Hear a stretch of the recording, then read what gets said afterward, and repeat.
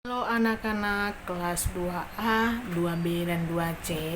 Bagaimana kabar kalian hari ini? Ibu harap semua sehat-sehat ya. Nah, hari ini kita akan lanjut pelajaran komputer kita. Nah, minggu kemarin kita sudah masuk ke pembahasan tentang program WordPad, yaitu dimana di pembahasan WordPad ini kita sudah membahas tentang apa itu WordPad, kemudian cara menjalankan program WordPad dan tampilan lembar kerja pada WordPad. Nah, hari ini kita lanjut tentang menu atau icon yang terdapat pada WordPad. Nah, mari kita bahas bersama-sama ya. Nah, menu atau icon yang terdapat pada WordPad. Nah, fungsi icon WordPad berguna untuk memudahkan dalam penggunaannya saat kita sedang mengetik suatu naskah atau teks. Nah, itu dia ya fungsi dari icon yang terdapat pada WordPad. Nah, berikut fungsi icon pada WordPad. Nah, ini Ibu masukkan dalam tabel icon-icon yang ada pada WordPad. Nah, mari kita bahas bersama-sama. Di sini kan ada gambar icon, ada nama, kemudian ada kegunaan. Nah, gambar yang pertama bisa kamu lihat. Gambar yang pertama ini ada tulisannya Calibri. Nah, gambar ini disebut dengan font family. Ini font family. Kegunaannya itu untuk memilih jenis tulisan. Ya, udah ada beberapa jenis font yang terdapat pada menu font family, yaitu contohnya itu Comic Sans, MS, Calibri, Century Gothic, dan Arial. Dan masih banyak contoh-contoh jenis huruf yang lain lah, jenis tulisan yang lain. Udah, lihat. Kemudian gambar yang kedua. Di sini gambar yang kedua yang ada angka 11 ini. Ini namanya disebut dengan font size. Dah, kegunaannya itu untuk mengatur ukuran huruf. Nah, kalian bisa membuat tulisan menjadi besar atau kecil dengan menu ini, dengan menu font size. Jika kamu mau kecil atau besar tulisannya, ukuran hurufnya, yaitu bisa memilih di menu font size. Nah, selanjutnya lihat gambar icon yang ketiga. Ini ada huruf B. Ini gambar icon yang ada huruf B ini disebut dengan bold. Namanya itu bold. Kegunaannya untuk menebalkan tulisan. Nah, selanjutnya lihat gambar yang icon yang selanjutnya. Ini ada gambar I. Gambar I miring. Itu namanya italic. Fungsinya itu untuk memiringkan tulisan. Nah, selanjutnya gambar selanjutnya ini bisa kamu lihat di slide Ibu. Kemudian ada garis bawah, ada garisnya di bawah. Itu namanya underline, yaitu kegunaannya untuk menggaris bawahi tulisan. Nah, udah itu dia ya. Selanjutnya, nah ini ABC garis, ABC di garis. Itu namanya strike through. Kegunaannya itu untuk mencoret tulisan. Nah, selanjutnya kamu bisa lihat gambar selanjutnya. Ini huruf A dalam kotak. Itu namanya text color, yaitu kegunaannya mewarnai tulisan. Nah, kemudian gambar selanjutnya ini garis-garis yang ada di sebelah kiri. Itu disebut dengan align text left, yaitu untuk membuat tulisan menjadi rata kiri. Itu kegunaan dari align text left. Nah, kemudian selanjutnya ini ada garis-garis di tengah, disebut dengan center, yaitu membuat tulisan menjadi rata tengah. Nah, gambar selanjutnya ini garis-garis dia sebelah kanan. Nah, itu align text right, yaitu untuk membuat tulisan menjadi rata kanan. Nah, lihat gambar selanjutnya ini garis-garis di tengah sejajar. Ini disebut dengan justify. Kegunaannya itu untuk membuat tulisan menjadi rata kanan dan rata kiri. Nah, itu dia ya. Nah, misalnya kamu sudah mengetik suatu teks atau naskah. Jadi kamu mau membuat tulisannya supaya rapi, rata kiri, rata kanan, yaitu kamu memilih justify. Nah, jika kamu membuat tulisannya menjadi rata kiri, kamu tinggal milih like text left. Dah. Nah, selanjutnya lihat gambar yang ini.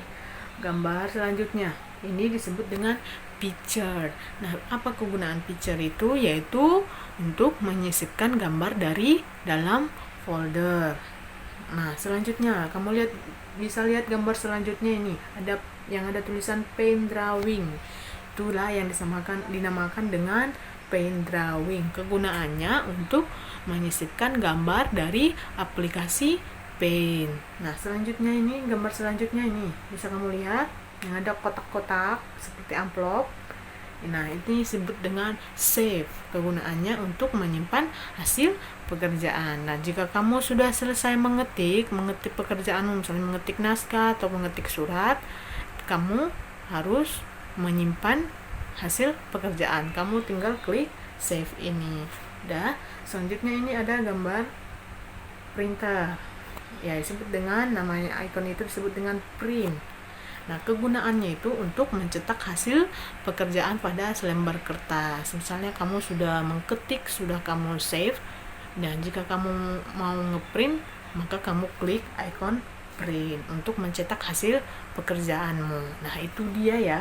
Itu dia icon yang terdapat pada WordPad. Nah, icon-icon ini, gambar icon-icon ini, kamu lihat gambar-gambarnya ini. Gambar icon-icon ini, nah bisa kamu temukan ini, ibu tunjukkan. Nah, ini dia kan lembar kerja dari WordPad. Kamu bisa menemukannya di lembar kerja ini, lembar kerja dari WordPad.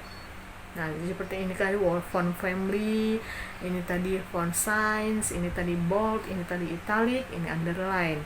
Ini tadi yang untuk menggaris. Nah, ini dia yang untuk merata kiri, rata kanan, rata tengah, dan rata kiri kanan. Nah, kamu bisa menemukannya semua di lembar kerja WordPad.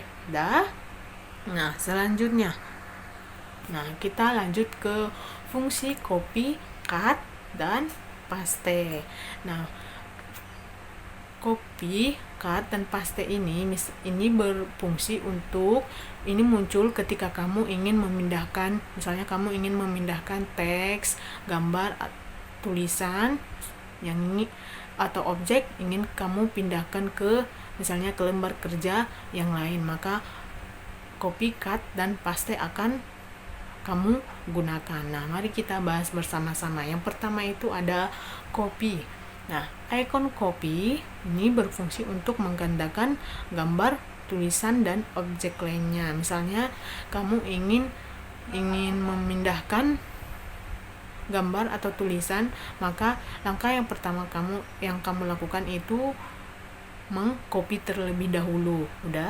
Caranya yang pertama itu memilih kata atau kalimat dan objek yang di copy. Nah, kamu pilih dulu kata ya atau kalimat yang ingin kamu copy, kamu blok ya, kamu blok dia. Setelah itu kamu pilih di lembar kerja WordPad, kamu pilih home yang ada tampilan clipboard, kemudian kamu pilih copy pada menu ribbon.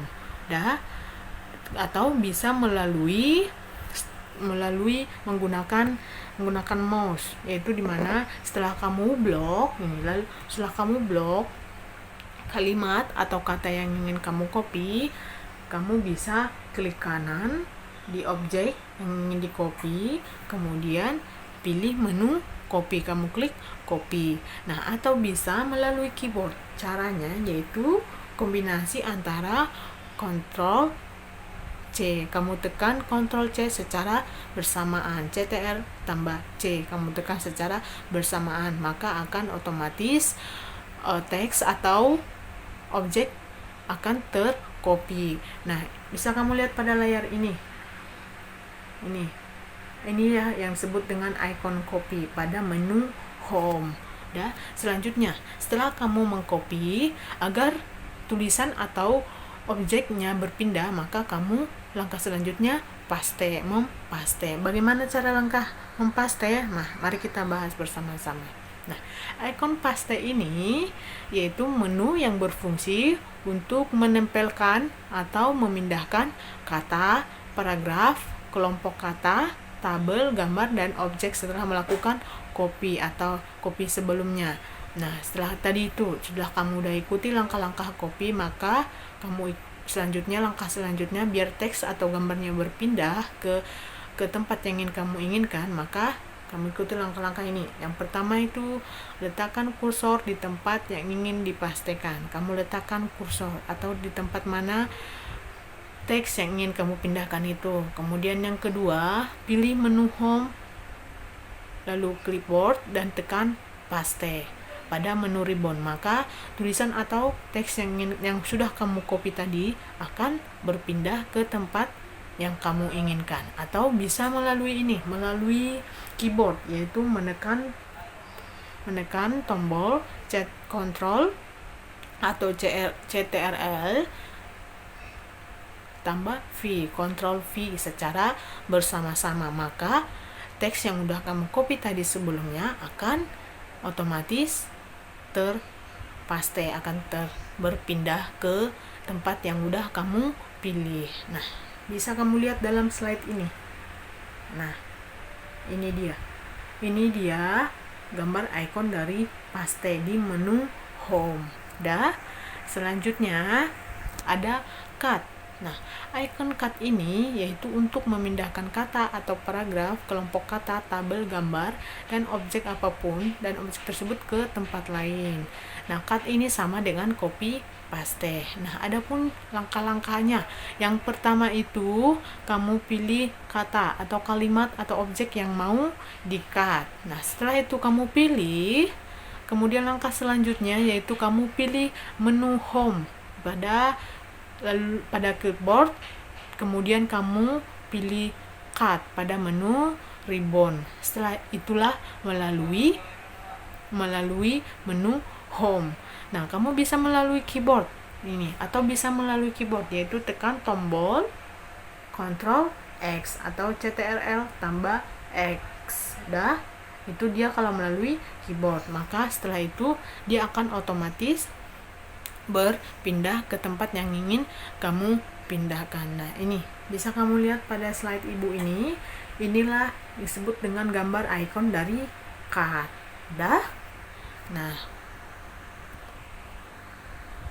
Nah, mungkin itu saja materi singkat komputer kita hari ini. Jika ada yang ingin kamu tanyakan, bisa kamu tanyakan ke ibu. Nah, kamu pelajari video ini, bisa kamu lihat atau kamu pelajari menggunakan laptop jika ada di rumah. Kamu praktekkan di rumah ya, ikuti langkah-langkah yang ibu jelaskan dalam video ini.